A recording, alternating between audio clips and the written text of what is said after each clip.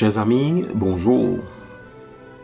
Aujourd'hui, c'est le premier jour du carême et c'est également le jour du mercredi des cendres.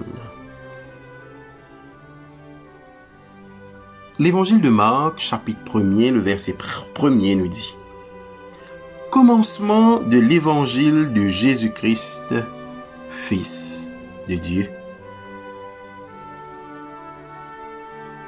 Et ce matin, notre méditation tournera autour de ce verset.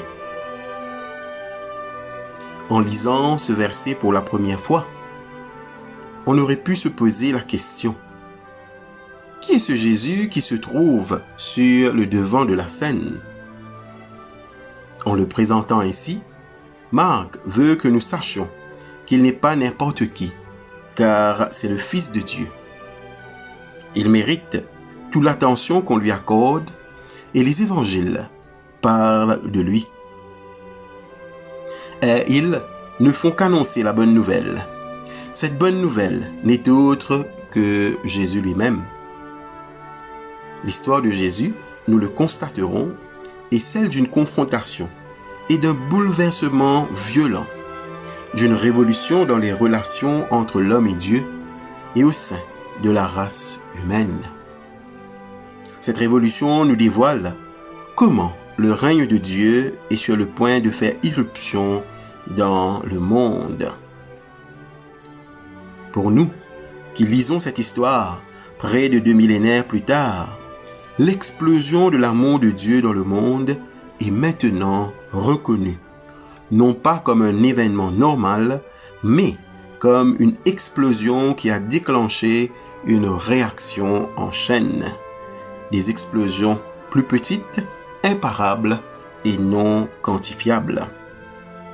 Le mystère de Jésus pleinement humain, le seul qui s'est vidé de lui-même et rempli de Dieu, n'est pas un secret enfoui au fond d'un site archéologique, mais c'est un secret qui se révèle et se partage chaque fois qu'un individu est aimé par l'histoire de Jésus et que, fortifié par l'Esprit de Dieu, se met en marche en prenant sa croix.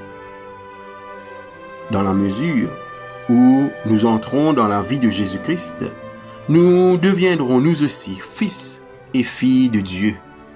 Là où 2 ou 3 se rassemblent, prient, célèbrent, servent et sont libérés en son nom, notre triste petit monde est irradié par l'éclatante et brûlante lumière de l'amour de Dieu.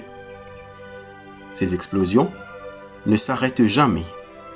Jésus est celui qui nous attend tous, loin de Dieu, le Dieu unique. Aujourd'hui, ce n'est que le début.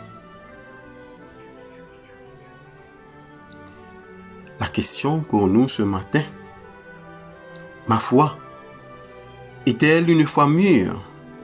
Ou est-ce que je traîne encore dans le coin des enfants, m'accrochant à mes images peintes de Dieu? Ma foi est-elle une foi mûre?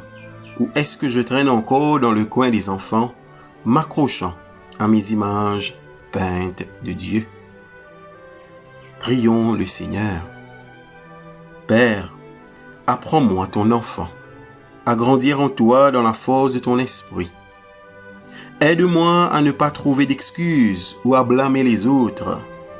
Montre-moi en Jésus comment devenir, croître et prendre ma vie en main, afin que je puisse te la donner librement et joyeusement, dans la lumière et dans les ténèbres. Amen.